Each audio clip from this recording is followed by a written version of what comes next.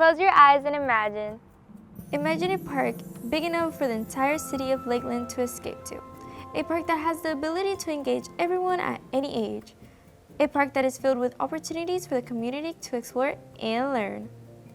Now open your eyes and quit imagining because we're right here. Lakeland's very own Bonnet Springs Park has a plethora of new experiences. This includes volunteer opportunities and chances to learn new skills at the Florida Children's Museum. So come with us today as we take this special trip to escape, engage, and explore everything Bonnet Springs has to offer.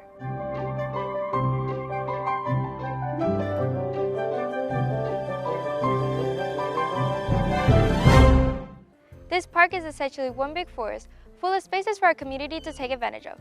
While most of these activities are self-paced, with the help of volunteers, Bonnet Springs can provide specific programs at no extra cost to the community. So let's go to our reporter, Mackenzie McElhaney, with more information about these opportunities and more. Bonnet Springs Park isn't just 168 acres of public grounds. It is a mission to unify Lakeland's extremely diverse population and provide spaces that serve the needs of every citizen. In order to make this possible, Bonnet Springs invites community members to volunteer in one of 9 different programs. My name is Mackenzie McElhaney, and today I have the pleasure of speaking with Kathleen Wilson, who is the volunteer manager here at Bonnet Springs. So, what are some of the volunteer positions that you guys have to offer?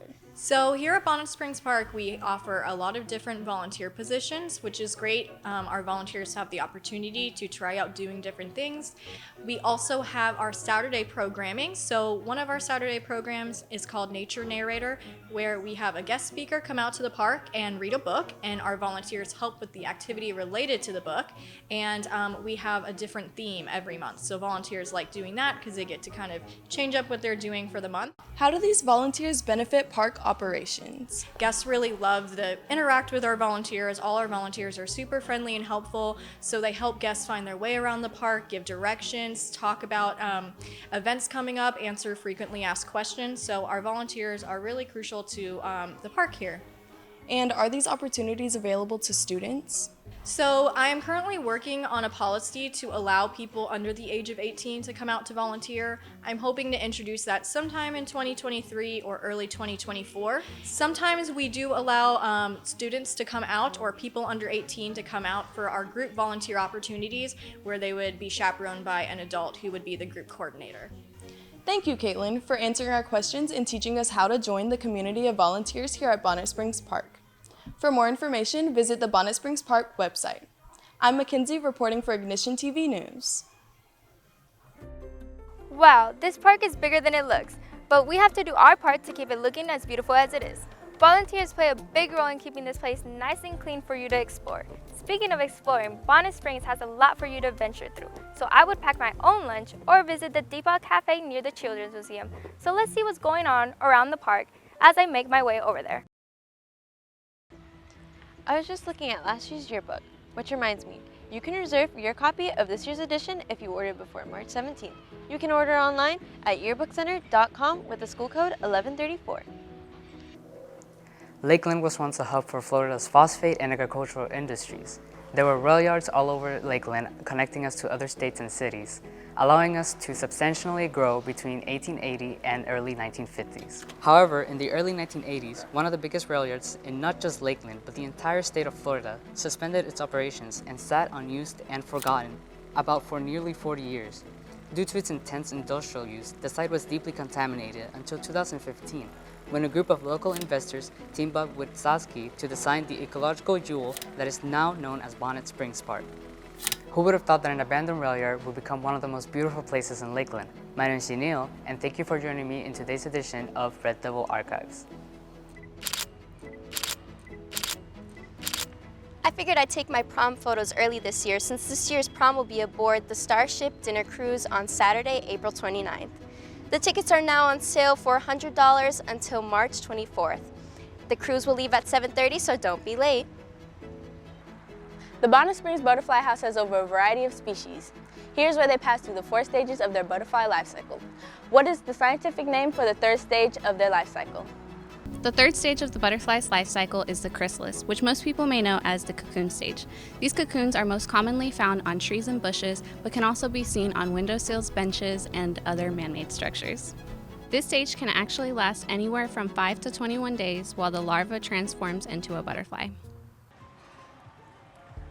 If you're planning on bringing your whole family to the park, there's many areas for your little ones sprinkled around the park. My cousin's favorite part was the cliff slides along the pathways. But nothing could beat her experience at the brand new Children's Museum. So let's go to Ignition TV's Ian Pennypacker for more information on that. The recent opening of Bonnet Springs Park included the rebranding of downtown's Explorations 5. The renamed Florida Children's Museum is now a part of the grounds here at Bonnet Springs, and the exploration and learning for your child is spread out across 2 stories and 47,800 square feet. Today we're going to take a look at everything the museum has to offer. The new Children's Museum has many interactive activities for children of all ages. Inside, you will find 5 permanent exhibits that include the Watermelon Seeds Design Park, TBD Gallery, St. Christopher's Project City Play, and the soon-to-be Harrow Family Charities Front Yard. Each exhibit encourages specific learning outcomes, like Designs Park focus on evaluation skills or the TBD Gallery's technology and creativity-oriented lessons. There are also some sensory-friendly areas and kits for children with autism or other related disabilities. This is a museum with every child in mind. The museum also hosts several programs. With Money Monday, they offer free admission from noon to 5 p.m. on the last Monday of the month. Most days, the price of a day pass is just $15 per person and free admission for children 2 and under. You can also purchase an annual membership with the museum starting at $120. The memberships include 1 parent and 1 child and many benefits such as discounts at the gift shop, camp, and workshops. If you would like more information before your visit, all your questions can be answered on their website, explorefcm.org. The museum's mission is to foster a love of learning in the next generation by equipping them with all the skills necessary to be successful. And judging by what we saw here today, they are accomplishing that quite well. So bring your family on an educational journey through exploration at the new Florida Children's Museum. I'm Ian with Ignition TV.